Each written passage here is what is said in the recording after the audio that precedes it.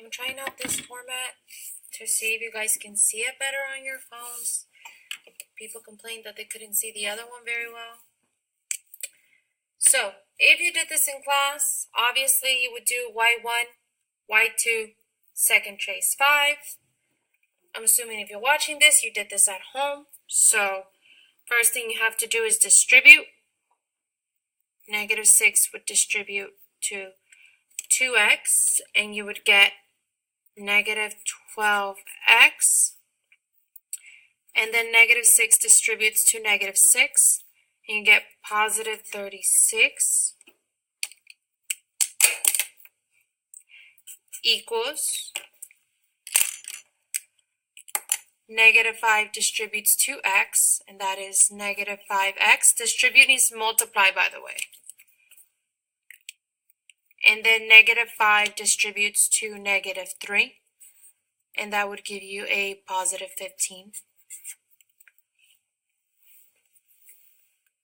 So you remember you want letters on the left, letters left, numbers right. So if I were to draw my fence, this one can stay, it has the letter. This one right here does not, so it has to go to the other side. If it's plus 36, you do the opposite when you move it. Remember, you cross that fence, you do the opposite. You cannot put it here because this has an x, that doesn't.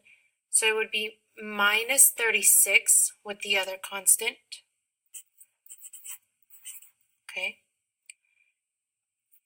And right here, I only want numbers on the right side. So I want letters here, numbers here. Which means this negative 5x, since it has the variable, the letter, needs to go to this side, to the left. So if it's negative 5x here, when I move it over to this side, it would be a positive 5x.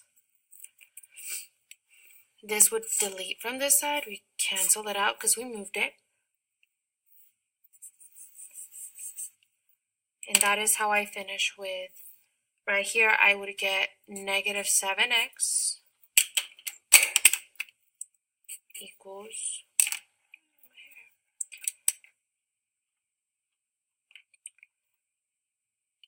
negative 21. So negative 7x equals negative 21. To get the x by itself now, I just have to divide by negative 7. Negative 7, the number in front of it. This cancels out. And you end up with x equals positive 3. On this side it's green. Positive 3. And that right here is your answer. Again, if you have a calculator, let's say you wait till you're in class to do this,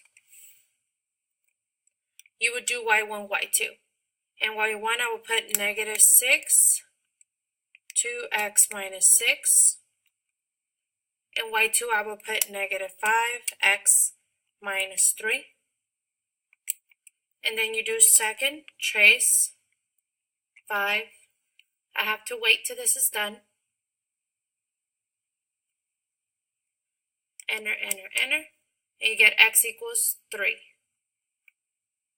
Which is exactly what I got when I did it by hand.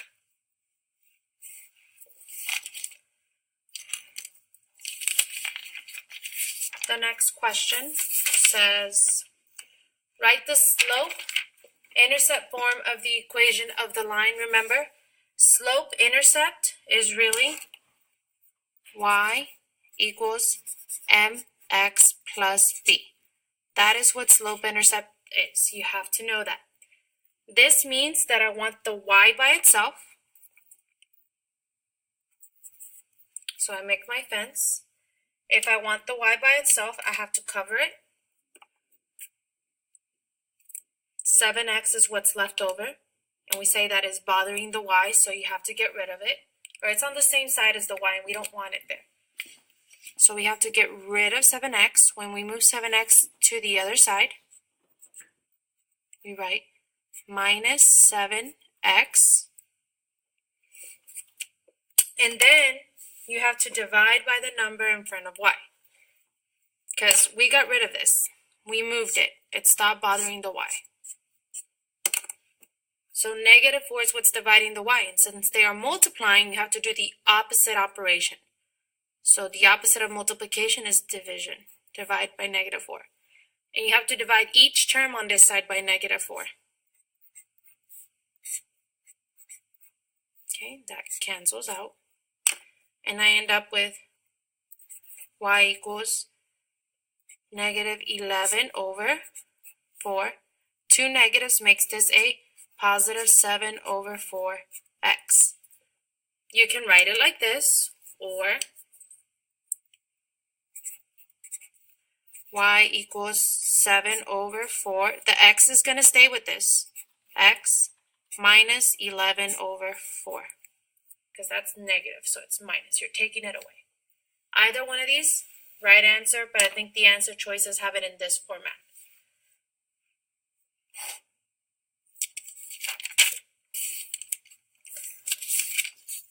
Number 3 is one of those word problems where you have to set it up.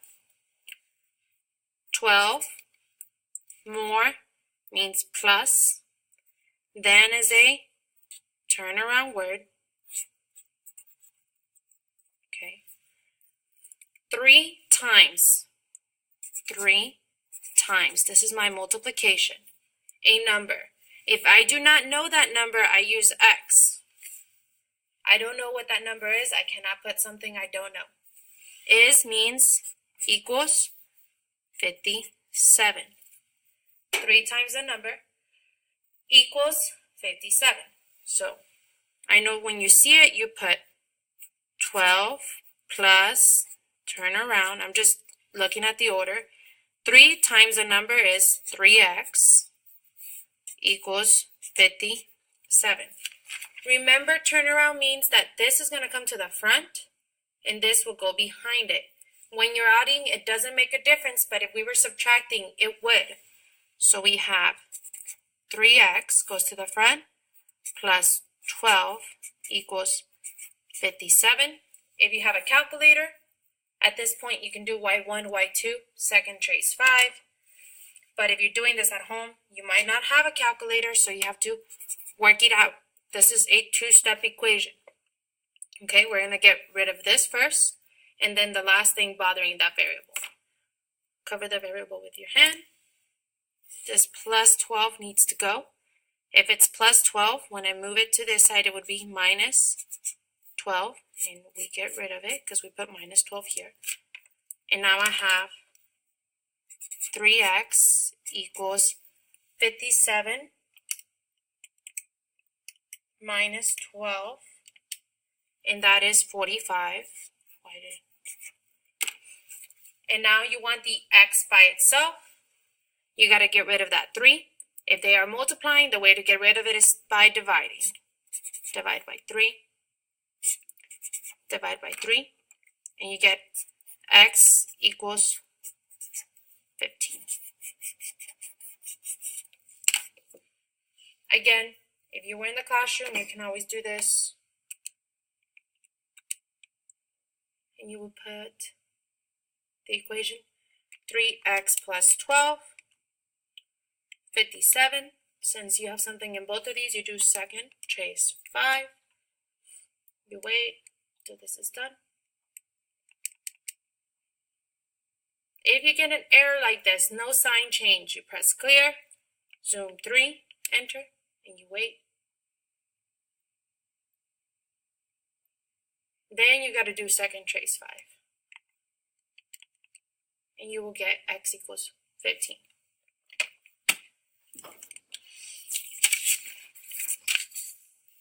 Number 4, once again, if you're in the classroom, you can put this in the calculator, but I'm assuming if you're doing it at home, you don't have a calculator like this one. So we replace f of x, we can say is really y equals x minus 7. And they want me to find f of 13. Let's say 13 represents x. Well, it does. We're not saying that it does.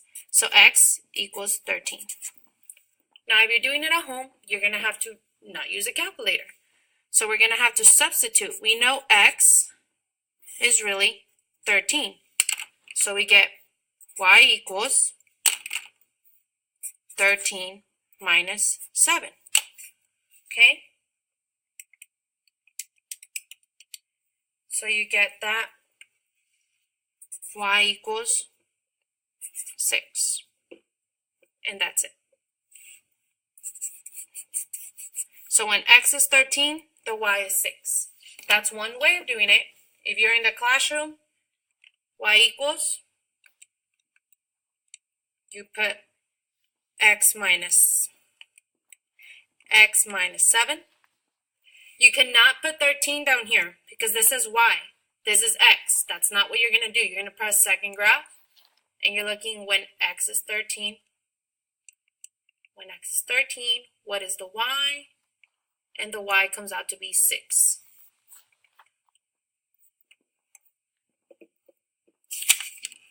Number 5. Identify the sixth term of the sequence. 6. So number 6 on the sequence, or for the sequence. So this is one's number 1. This one's number 2. This one's number 3. If you keep following the pattern, you're going to realize to get from 8 to 16, I multiplied by 2. To get by 16 to 32, I multiplied by 2. So to get the fourth term, 32 times 2, that means the fourth term is 64.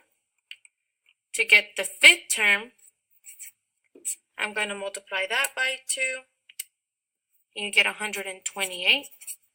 And to get the sixth term, which is my answer because that's what I want, multiply that by 2. And that is 256. Okay? That's how you do your homework.